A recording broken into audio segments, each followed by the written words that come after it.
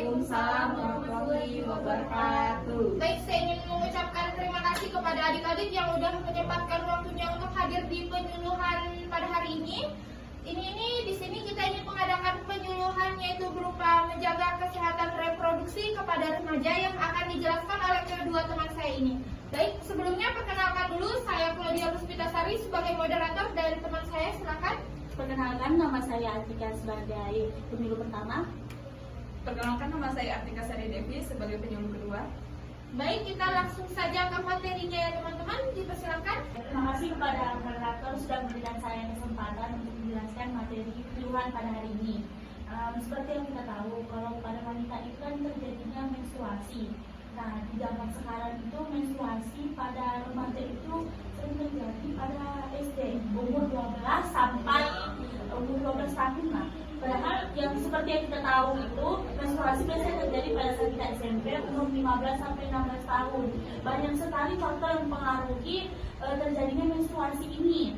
Tetapi pada zaman sekarang pun menstruasi seorang remaja itu tidak lancar, bisa aja 3 bulan sekali ataupun 2 bulan sekali. Nah itu tuh faktornya tuh banyak yang faktor mempengaruhi itu banyak. Yang mempengaruhi keterlambatannya atau tidak lancarnya menstruasi ini, yang pertama itu stres. Kenapa bisa stres? Misalnya nih, adanya masalah keluarga, broken home, terus tuh putus dari pacar, ada masalah pertemanan yang tidak sesuai, makanya kita tuh berpikir ini tidak sesuai kita, nanti akhirnya kita stres. Yang kedua itu obesitas. Obesitas kenapa bisa mempengaruhi kenaikan berat badan yang berlebihan karena tidak melakukan hidup sehat. Yang ketiga itu penurunan berat badan. Ternyata bukan hanya kenaikan berat badan, tapi juga penurunan berat badan itu bisa terjadi. Nah, karena dia tadinya dia stres, misalnya dia diputuskan pacarnya, akhirnya dia sudah malas makan, kayak udah lo tidak bisa ngapa-ngapain tanpa pacarnya, seperti itu kan. Akhirnya dia itu berat badannya turun.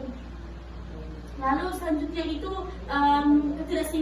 ketidakseimbangannya hormon dalam tubuh, karena adanya tadi pada saat kita malas makan itu hormon dalam tubuh kita ini tidak seimbang. Baik, saya ingin mengucapkan terima kasih kepada teman saya Atika sudah menjelaskan materi tersebut. Sekarang saya persilakan untuk teman saya Atika Sari Devi untuk melanjutkan materi. Silakan. Baik, saya akan menjelaskan tentang bagaimana cara agar menstruasi pada remaja perempuan tetap lancar.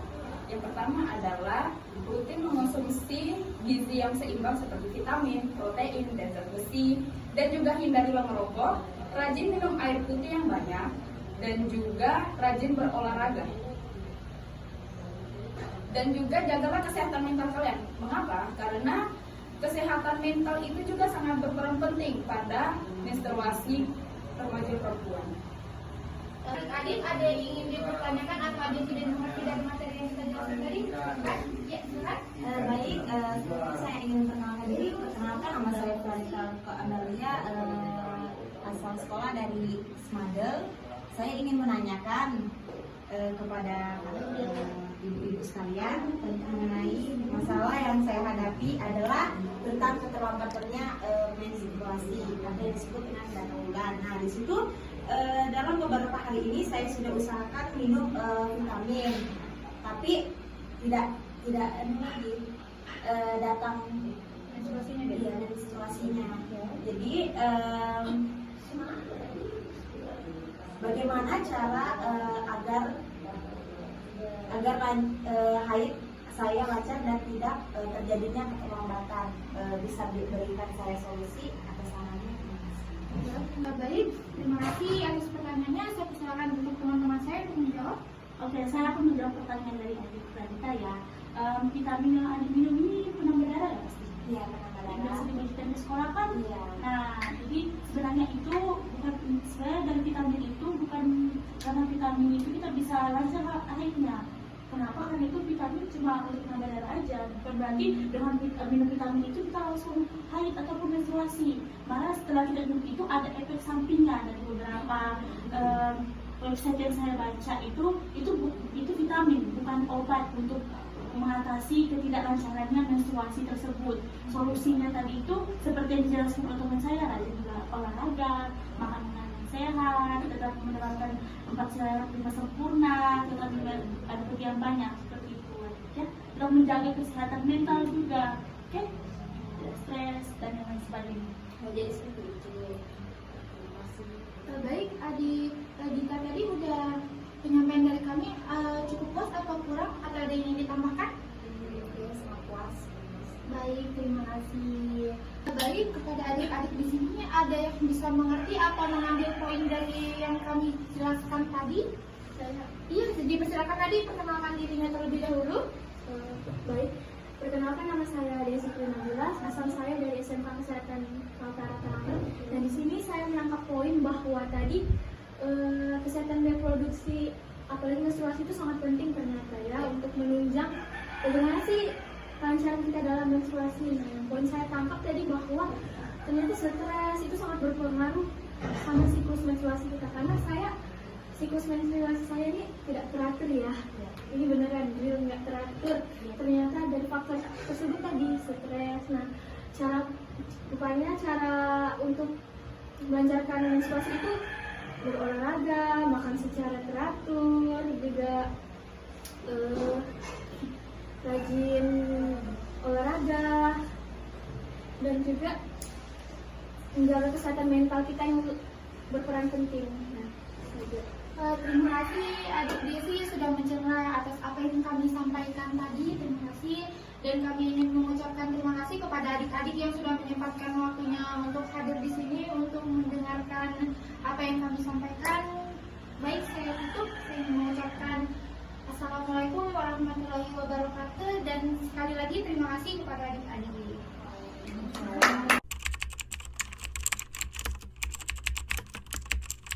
Assalamualaikum warahmatullahi wabarakatuh. Waalaikumsalam warahmatullahi wabarakatuh. Baik Bu, gimana Bu kabarnya hari ini? Alhamdulillah baik. Baik Bu, sebelumnya saya ucapkan terima kasih banyak kepada ibu-ibu yang telah hadir pada penyuluhan kami kali ini. Sebelumnya perkenalkan, nama saya Desi Nabila. Saya selaku moderator pada materi kali ini. Perkenalkan, nama saya Dwi Agustini, saya sebagai penyuluh utama. Perkenalkan, nama saya Yuliani, saya sebagai penyuluh kedua. Baik, di sini kami akan menjelaskan terkait ASI eksklusif.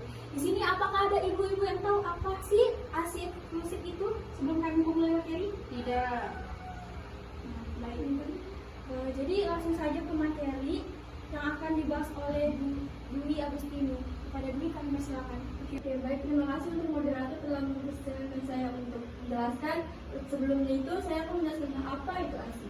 ASI itu adalah pemberian makanan kepada si bayi untuk pertumbuhan dan perkembangan pada si bayi, untuk meningkatkan zat gizi pada si bayi. Yang kedua itu apa itu ASI eksklusif? ASI eksklusif adalah pemberian ASI pada si bayi yang diberi sedini mungkin dalam proses persalinan yang diberikan pada si bayi sebelum makan ataupun tidak minum air putih contohnya. Itu diberikan selama 6 bulan, 6 bulan. Dan saya juga akan menjelaskan tentang kolostrum ataupun susu dorong. Oke, dalam ASI eksklusif ini itu ada juga yang dinamakan dengan kolostrum. Banyak ibu-ibu yang tidak percaya dengan kolostrum ini. Kolostrum ini disebutkan dengan produksi susu yang terjadi pada akhir-akhir kehamilan ataupun pada masa proses persalinan pada ibu hamil, dan jumlah imunitas dan gizinya ini cukup tinggi. Jumlahnya mungkin tidak terlalu banyak, tapi gizinya dan imunitasnya tinggi untuk diberikan pada si bayi. Selanjutnya, apa sih komponen yang terkandung dalam ASI itu akan dibahas oleh Ibu Yati? Yang terkandung di dalam ASI itu yang pertama ada lemak, kolesterol, protein, karbohidrat, vitamin dan mineral. Ternyata ASI itu sangat penting ya untuk baik untuk dikonsumsi untuk balita yang baru lahir. Selanjutnya, apa sih manfaat yang terkandung dalam ASI? Akan dibahas oleh Ibu Yati. Baik manfaat ASI untuk si bayi, yang pertama sebagai nutrisi, yang kedua meningkatkan daya tahan tubuh, dan yang ketiga meningkatkan kecerdasan, dan yang terakhir meningkatkan jalinnya kasih sayang. Nah, selanjutnya ada manfaat ASI eksklusif bagi keluarga. Baik manfaat ASI eksklusif. bagi keluarga. Yang pertama tuh aspek ekonomi, yang kedua aspek fisiologi, dan yang terakhir aspek kemudahan. Seperti ini ada cara kita tahu cukupan ASI itu gimana sih yang akan dibahas oleh Bu Agusti. Ada banyak cara untuk mengetahui pemberian ASI eksklusif ini pada bayi di bawah 6 bulan. Yang pertama itu bayi lahir telah kembali setelah bayi berumur 2 minggu, bayi banyak mengobrol sampai 6 kali setelah atau lebih dari dalam sehari. Yang ketiga itu tiap menyusui, bayi menyusui dengan secara rakus, tetapi kemudian melemah dan tertidur. Yang keempat itu payudara ibu terasa lunak setelah menyusui dibanding sebelumnya. Yang terakhir itu kurva pertumbuhan atau berat badan dalam KNS sesuai dengan seharusnya.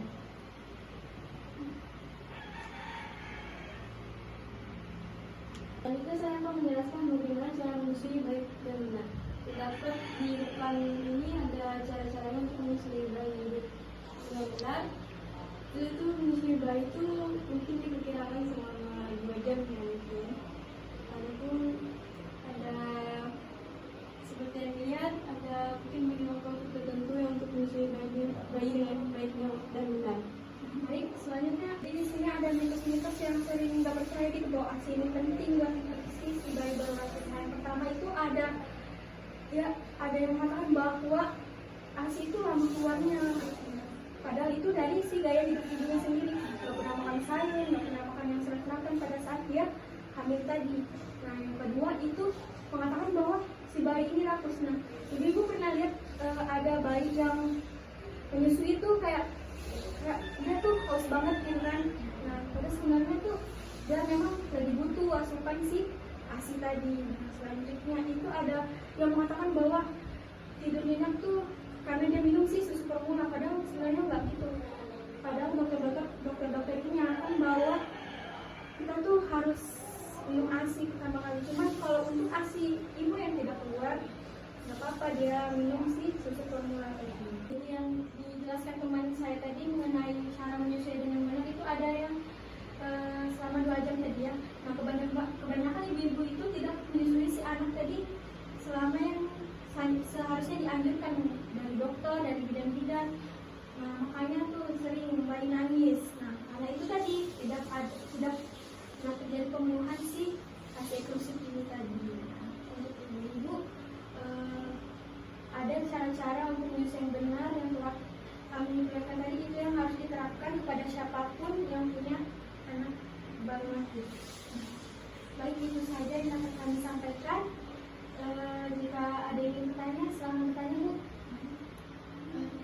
Bisa, Bu. Jadi kan saya ini istilahnya baru melahirkan, baru beberapa bulan, terus ASI saya ini tidak keluar. Nah, terus saya ini karena anak saya nangis terus, saya memberikan anak saya susu kental manis itu SKM. Karena saya mau belikan susu formula itu, saya tidak ada uang. Itu kira-kira gimana ya ibu? Tadi pertanyaan ibu kan, apakah boleh menggunakan susu SKM untuk bayi yang baru lahir? Nah, itu tidak baik ibu untuk si bayinya. Lebih baik ibu harus Menggunakan susu formula yang telah dianjurkan si dokter tadi atau si bidan tadi. Nah, itu juga untuk menunjang perkembangan si anak bayi tadi. Apakah ibu mengerti penjelasan dari kami? Terima kasih telah bertanya tadi. Selanjutnya dari ibu-ibu ini, apakah ada yang ingin mengulas kembali apa yang telah kami sampaikan? Saya dari ibu tadi sudah menjelaskan tentang ASI eksklusif ini. Nah, jadi ASI ini menurut dari poin yang saya dapat itu diberikan pada bayi lahir sampai 6 bulan ke depannya. Demi apa? Untuk kesehatan bayi itu tersendiri agar tidak ada nanti kelainan ataupun gangguan pada bayinya. Seperti itu. Terima kasih Ibu. Baiklah, ini saja yang dapat kami sampaikan. Jika ada kesalahan kata mohon dimaafkan. Wabillahi taufiq wal hidayah. Wassalamualaikum warahmatullahi wabarakatuh. Waalaikumsalam warahmatullahi wabarakatuh.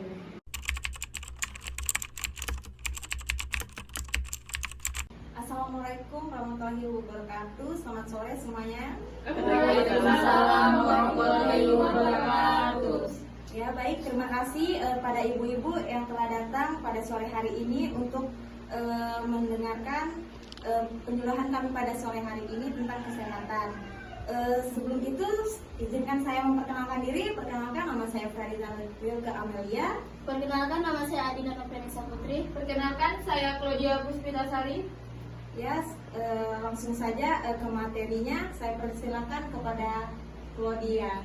Ibu-ibu sekalian, untuk materi yang akan saya sampaikan kepada ibu-ibu ini pentingnya kita untuk menjaga kesehatan mental kepada anak-anak dan juga remaja. Nah, saya ingin bertanya kepada ibu-ibu di sini, siapa yang kalau marah suka memukul anaknya? Silakan angkat tangan. Ayo jujur ibu-ibu. Ayo, ada atau tidak? Nah, itu dia. Saya itu memberitahukan menyebabkan anak kita tuh jadi takut sama kita.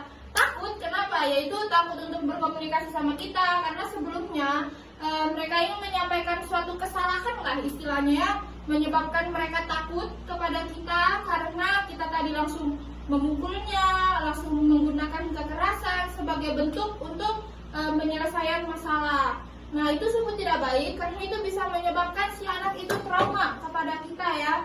Nah, ketraumaan itu tidak bisa dihilangkan karena ketraumaan itu melekat di pikiran seorang anak. Itu tuh akan terus berkembang seiring berjalannya waktu bahkan sampai dia dewasa ya ibu-ibu sekalian. Nah, seperti yang kita tahu juga, kadang memang anak-anak ini sering melakukan kesalahan. Walaupun sudah dikasih tahu berapa kali, kadang tidak mau mendengar.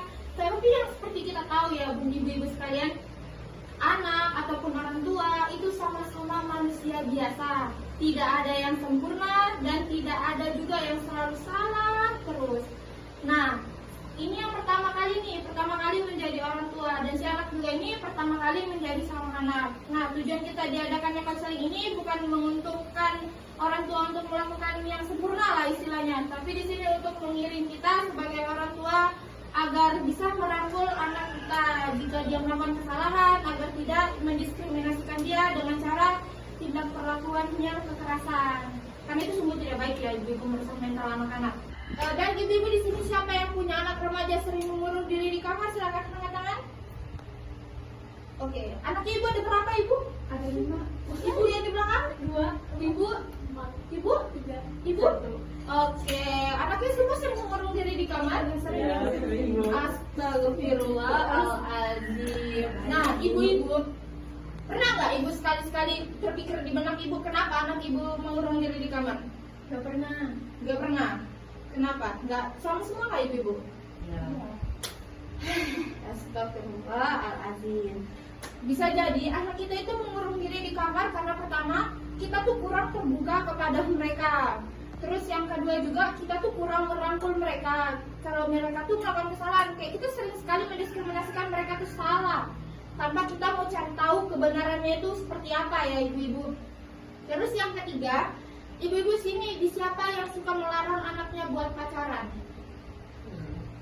Oke, bisa dijelaskan ibu kenapa? Mungkin karena dampak dari pacaran itu ya. Iya, benar sekali. Dan ibu, bagaimana solusi ibu untuk menyelesaikan permasalahan itu? Ya mungkin lebih banyak kita mengetahui tersebut. Oke, ibu. Ya.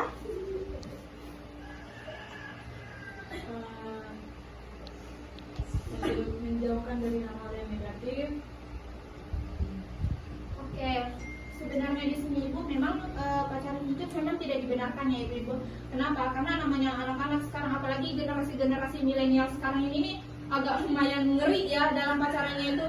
Karena mungkin saking terlanjur cintanya sama pacarnya, akhirnya berkembanglah itu yang namanya si seks bebas, seks di luar dari nikah. Dan ini nih sangat banyak sekali orang sepelekan, padahal ini dampaknya sungguh ngeri. Kenapa? Karena bisa menyebabkan penyebaran penyakit kelamin menular yang seperti kita tahu namanya itu HIV. Ibu-ibu di sini ada yang sudah tahu HIV itu apa? Belum. Baik, nanti HIV akan saya jelaskan secara lebih rinci dulu ya ibu-ibu.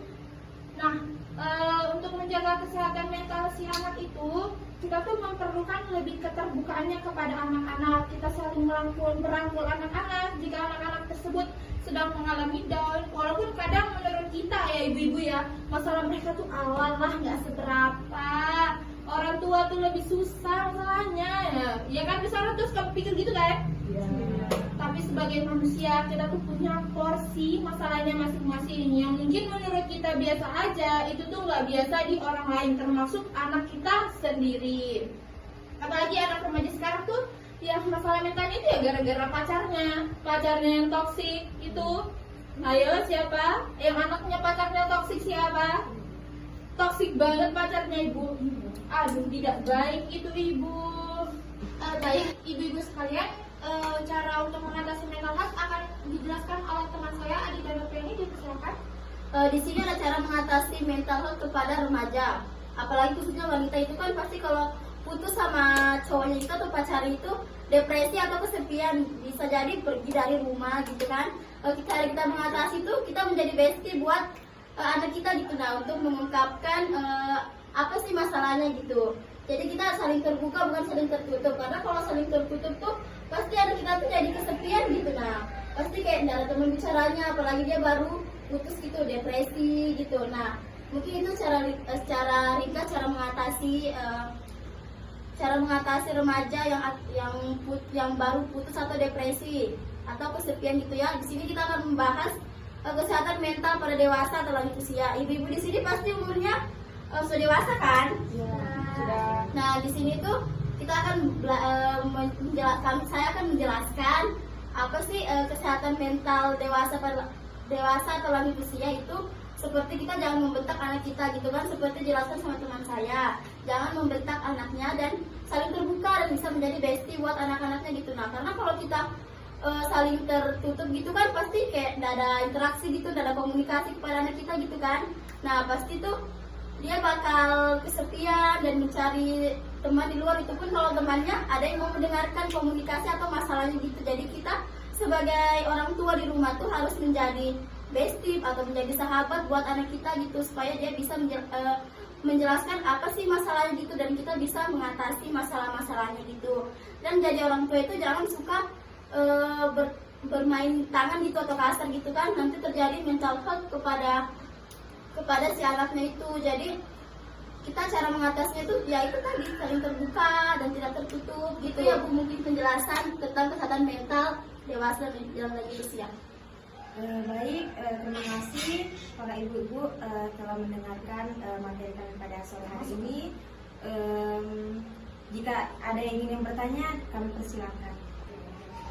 Ya, Ibu. Baik, perkenalkan nama saya Desi Primanila. Saya ini mempunyai 2 anak ya, seperti yang saya bilang tadi. Nah, saya ini satu-satunya laki-laki. Nah, dia itu sangat tidak pendiam.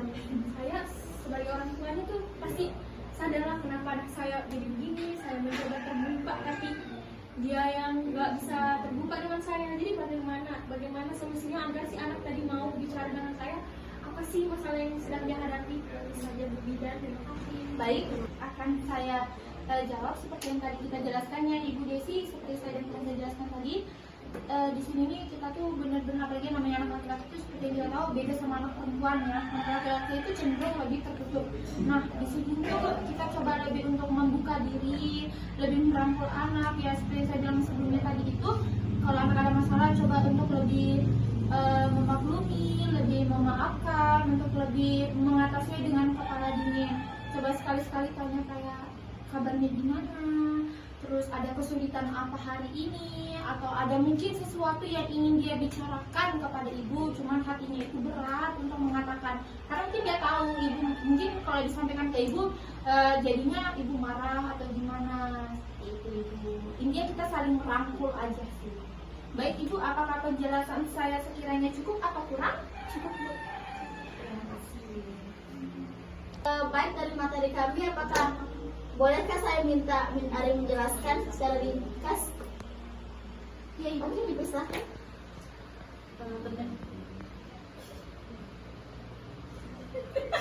Ternyata kesehatan mental itu sangat penting, apalagi saya mempunyai anak 4. saya harus saling terbuka agar kesehatan mental mereka tuh tidak down atau terganggu. Baik Ibu, mungkin itu saja yang bisa sampaikan ya. Baik, kami tutup materi kami. Saya persilakan kepada moderator. Baik, jika tidak ada pertanyaan lagi, kami tutup. Wassalamualaikum warahmatullahi wabarakatuh. Waalaikumsalam